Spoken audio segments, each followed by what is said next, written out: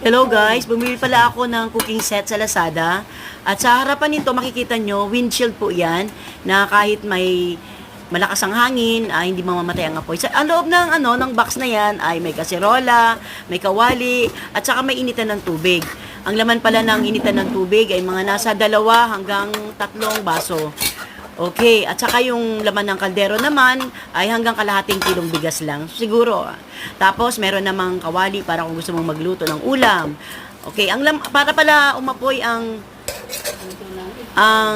mini stove, kailangan mo ng butane para ito ay umapoy. Ayan. Tamang-tama yan sa mga gustong mag-unwind o mag-camping na solo ka o may kasama ka.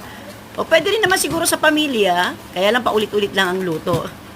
Okay, yan, very handy yan, kaya madali lang dalhin. Yan. So that's all.